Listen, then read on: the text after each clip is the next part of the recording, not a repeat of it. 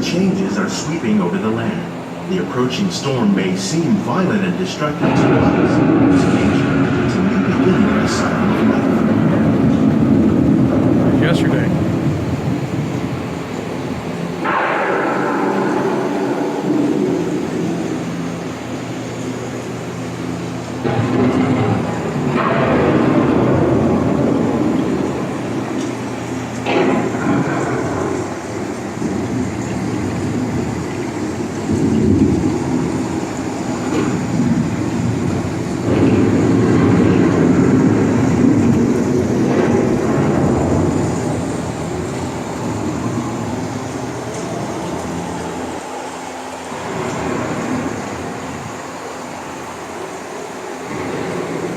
Beneath the surface of the land, roots trap water from the flowing mud, extracting precious nutrients and minerals. These elements, when combined with sunlight, create the diverse living systems of our planet.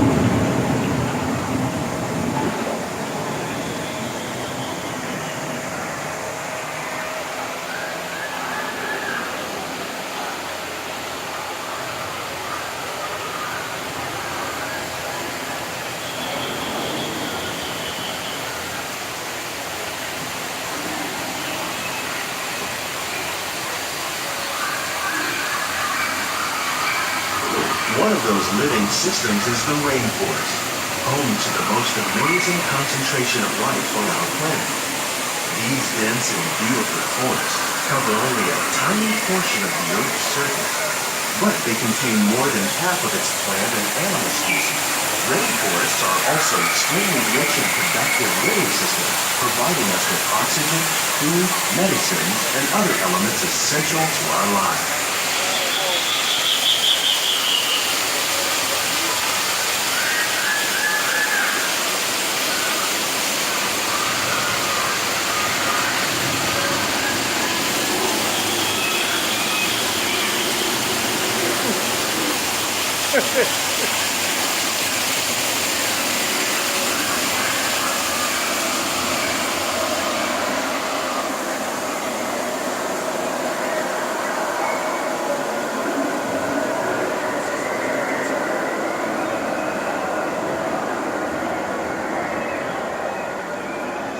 In the desert, nature has created a very different, but no less beautiful living system. And while this arid landscape may seem lifeless, it is very much alive. The plants and animals that have learned to survive in these harsh conditions make use of what little water they can find and avoid the scorching rays of the relentless sun.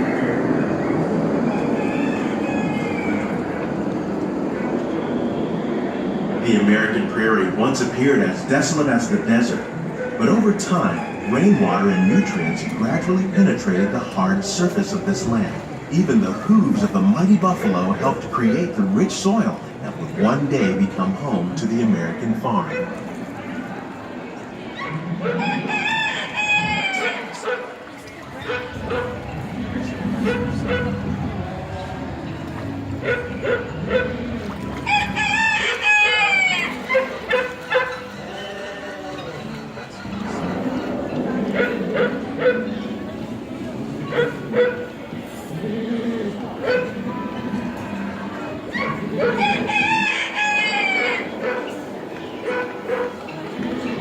Of all the forces at work on the land, humans have had one of the most profound effects.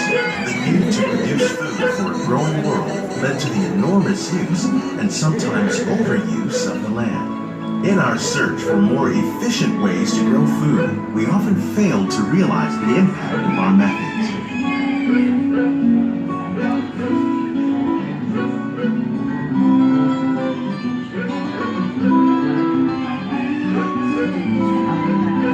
Today, we're learning to live with the land, discovering better ways to grow food that will assure both human and environmental well-being.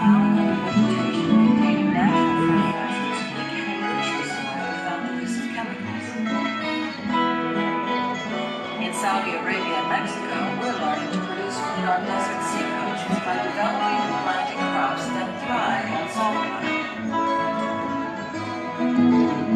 Here at Epcot, Epcot, we're learning to reduce the need for pesticides by using natural predators like ladybugs and wasps to control pests.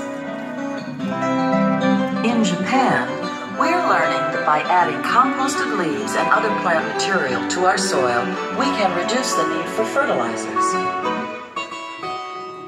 In farmlands across America, we're learning that by plowing under vegetation containing natural fertilizers, we can enrich the soil without the use of chemicals. In Saudi Arabia and Mexico, we're learning to produce food on desert seacoasts by developing and planting crops that thrive on salt water.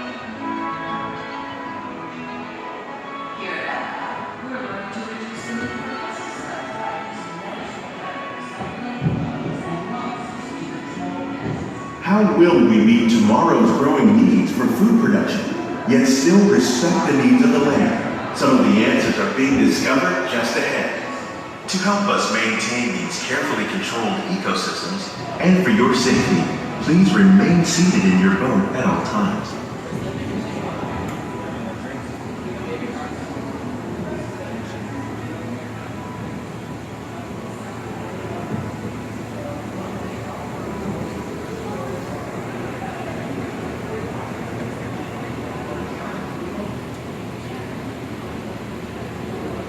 Welcome to our living laboratories, where scientists from Epcot and the U.S. Department of Agriculture are exploring innovative ways to produce bountiful harvests now and into the future.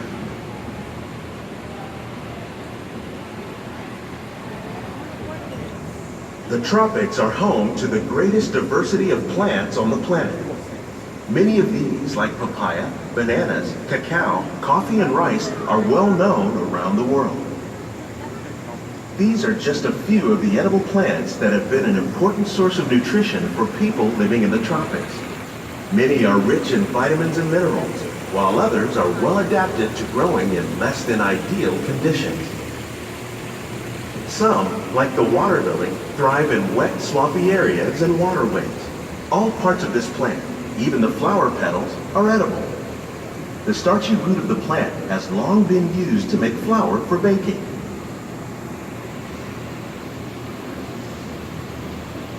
One day, many of these lesser-known tropical plants may be as important as the bananas growing on both sides of the boat. More than 28 million tons of bananas are eaten annually, making it the most popular fruit in the world.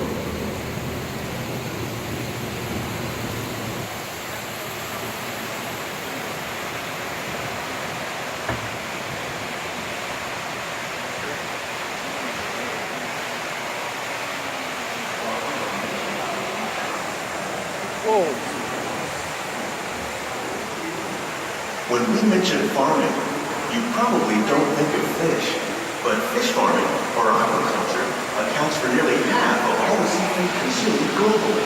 Tilapia, bass, and catfish, like the ones you see here, are three of the more popular crops raised by fish farmers. The sustainable system we're using here recycles the water in the tanks.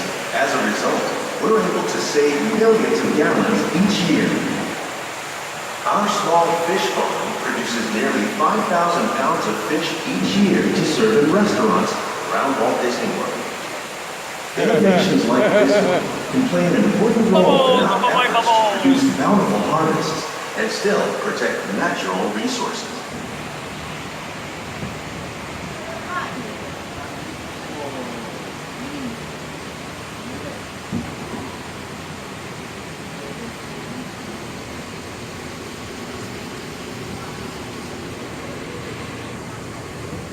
While there are more than 50,000 edible plant species in the world, most of us are only familiar with the handful that make up our everyday diet.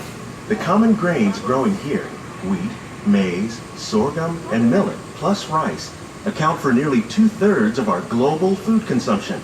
Learning how to increase yields of these staples is an important goal of research around the world.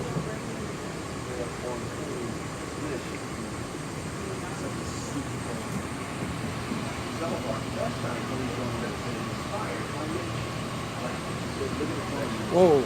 These plants are definitely on their way up. Innovative growing techniques like these increase yields while more efficiently using resources like water, fertilizer, and pesticides.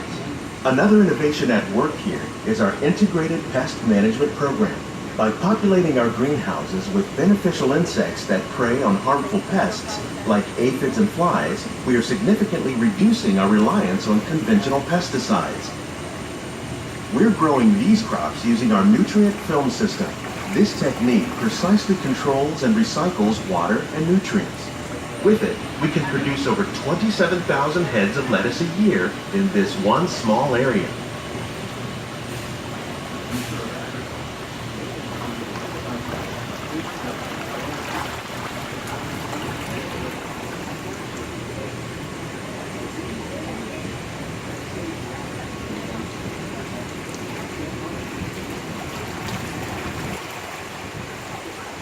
Some of our best ideas have been inspired by nature, like these fruit and vegetable trees. By growing these ground plants vertically, we can increase yields and better control diseases. These crops taste as good as they look. In fact, we serve more than 15 tons of produce from our greenhouses in restaurants here at the land every year. Oh, the breeze.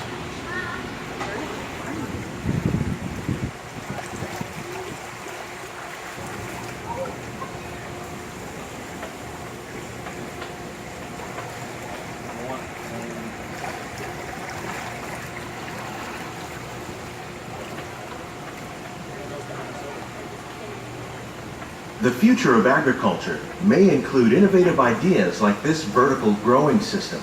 Plants grown in this way use a fraction of the space required by traditional growing methods. That saves water and increases production. The aquaponics system on your left combines hydroponics with aquaculture. The fish provide a natural source of fertilizer for the plants, and the plants help keep the water clean for the fish. It's another great way to produce more while using less. In our lab, Epcot scientists are working with the U.S. Department of Agriculture on a number of innovative projects. The goal of these efforts is to produce higher yielding and better quality plants. Precious natural environment. Only then will we truly be living with the land.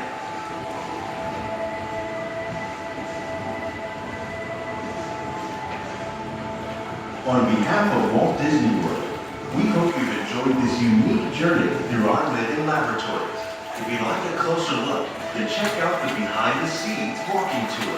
It's a chance for the whole family to get up close and personal with the plants and growing techniques in our laboratories. These greenhouses represent just a fraction of the work being done worldwide to produce bountiful harvests for our growing population. Comes to a complete stop. Scientists, farmers, and even backyard gardeners are doing their part to improve the quantity and quality of foods that we all rely upon. Together, we can continue to find more ways to increase food production and protect our precious natural environment. Only then will we truly be living with the land.